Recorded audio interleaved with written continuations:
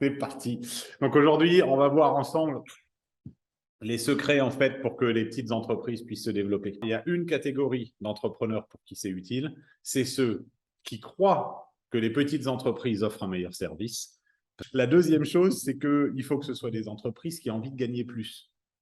Si on rencontre des entreprises qui, certes, croient qu'effectivement les petites offrent un meilleur service, mais qui ne veulent pas se développer, c'est pareil, cette vidéo n'est pas pour vous. House. Mais bon, le tri est fait, je vais partager mon écran. En tout cas. Et il y a ce qu'on appelle les 3 max. Alors, ce n'est pas Maxime, Maxence et Maximilien. Les 3 max, c'est les 3 choses qu'il faut avoir au max pour que ça fonctionne. Et c'est relativement simple du point de vue du concept.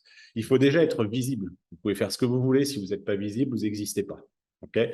Donc, visible, c'est quoi? Il faut que tous les gens dans ma zone de chalandise sachent que je suis là, sachent ce que je fais et aient envie de venir. Ça, c'est la visibilité.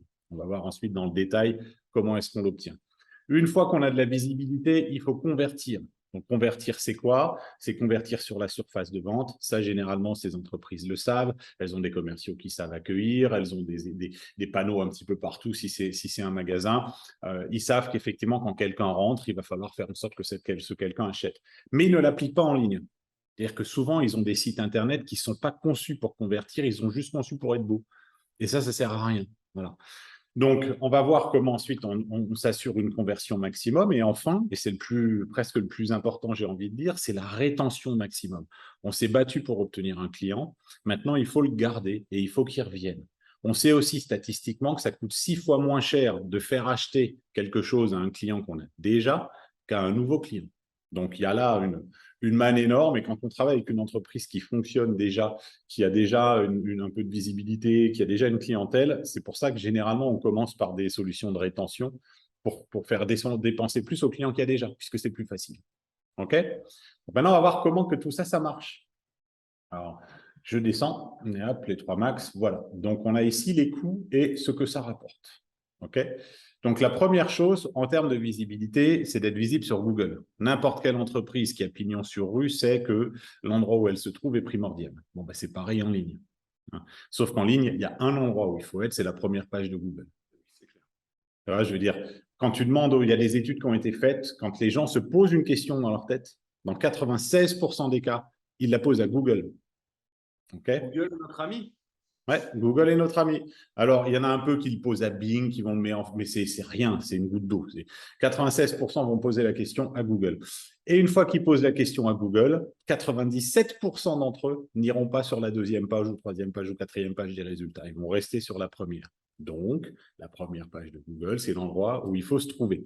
Et ça tombe bien parce que ça, c'est des choses qu'on peut tout à fait réaliser pour des entreprises locales, pour des petites entreprises locales. C'est beaucoup plus facile pour elles d'arriver en première page de Google que pour une entreprise nationale qui voudrait être référencée partout en France.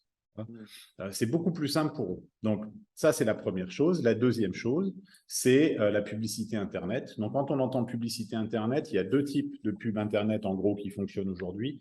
D'un côté, il y a le groupe Meta, c'est-à-dire Facebook, Instagram. Et là, on va pouvoir avoir un ciblage assez précis des gens qu'on souhaite toucher avec la publicité. Et de l'autre côté, on a Google et YouTube. Okay. Donc, selon les clients, il y en a qui n'ont pas forcément besoin d'utiliser Google et YouTube. Il y en a qui n'ont pas forcément trop besoin d'utiliser Facebook, Instagram. Donc, il y a 2 possibilités. Soit c'est Facebook, Instagram, soit c'est Google, YouTube. Ou alors, c'est les 4. Voilà. Ça coûte un petit peu plus cher, mais ça permet de toucher plus de monde et de les toucher intelligemment. Donc, une fois que ces gens-là, on les a touchés, qu'on les a emmenés sur un site Internet, voilà, qu'on arrive sur un site web, il faut un site web qui convertisse. Qu'est-ce que ça veut dire un site web qui convertit? C'est un site web, quand on arrive, on sait exactement ce qu'on doit faire. Je ne peux pas imaginer le nombre de petites entreprises qui se sont fait faire un site web qui est très joli, parfois même pas d'ailleurs, mais bon, on va dire qu'il est très joli, et on ne sait pas ce qu'il faut y faire. On ne nous demande pas de passer à l'action, rien du tout. Un site Internet qui est bien conçu, c'est un site Internet où quand j'arrive, on a une histoire logique qui m'amène à prendre une action. Pas 2, pas 3, pas 4. Attention, monsieur, madame, une action et une seule action parce que c'est comme ça que ça fonctionne. À partir du moment où on en rajoute une 2e ou une 3e, ça y est, on commence à perdre nos auditeurs. Donc, un site Internet qui convertit, c'est un site Internet qui amène le client à prendre une action. Quand il est bien conçu, quand il est conçu pour ça, on peut multiplier par 4 ou 10, jusqu'à 10 fois comment ça s'appelle, le taux de conversion du site Internet que les gens avaient avant. Ce qui veut dire que si ça vous coûtait 1 euro de faire venir quelqu'un sur le site Internet et que vous avez un taux de conversion de 1%, ce qui est très souvent le cas, ça veut dire que ça vous coûte 100 euros pour avoir un client. Si maintenant, vous en avez 10, ça ne vous coûte plus que 10 euros pour avoir un client. Donc, c'est infiniment plus intéressant. Et ensuite, il y a les machines à conversion. Donc, ça, c'est pour des types de business très spécifiques, pour des coachs, des formateurs indépendants, des sociétés de ménage à domicile, etc. Où là, on va plutôt profiter d'une machine à conversion qui, elle, permet encore d'aller un cran plus loin. C'est de vraiment de multiplier jusqu'à 80 fois le taux de conversion. Voilà. Donc, si vous aviez un site Internet et puis qui vous rapportait X, eh ben maintenant, il va vous rapporter 10X. Et si vous ne rapportez rien, c'est parce que ça, ce n'était pas fait dès le départ. C'est que personne n'y venait. D'accord? Donc, si le site Internet ne rapporte rien, ce n'est pas que le site Internet ne marche pas, c'est que vous faites venir personne dessus. OK? Et enfin, la dernière partie, c'est la rétention maximum. C'est-à-dire que maintenant que j'ai trouvé un client qui l'a acheté chez moi une première fois et que mon produit est bon, ça ne veut pas dire qu'il va revenir. Moi, je suis le meilleur exemple. J'avais en bas de chez moi un primeur extraordinaire qui vendait des fruits et des légumes fantastiques. Néanmoins, une fois de temps en temps, je suis à Leclerc ou chez Super U ou je ne sais pas où, en train de faire des courses, et puis il y a des légumes. Allez, ça me facilite la vie, je les prends tout de suite. Mais ils sont moins bons. Donc, ce n'est pas une question de prix, c'est juste parce que c'est pratique. Donc, c'est pour ça que c'est très important de venir retravailler le client en permanence. C'est pour ça qu'on a deux choses. On a la chose que les clients dont ils ont déjà entendu parler, les automatisations d'email. C'est quoi? C'est qu'on va créer des automatisations en fonction de ce que fait le client pour continuer à le marketer par email. Donc ça permet en général d'augmenter le chiffre d'affaires entre 12 et 26% avec une moyenne mondiale de 15,6, ce qui n'est pas très élevé. Malgré tout, pour 997 euros, tu mets un truc en place dans ta boîte et ton chiffre d'affaires va augmenter de 12 à 15%. Donc, c'est quand même pas négligeable. D'accord?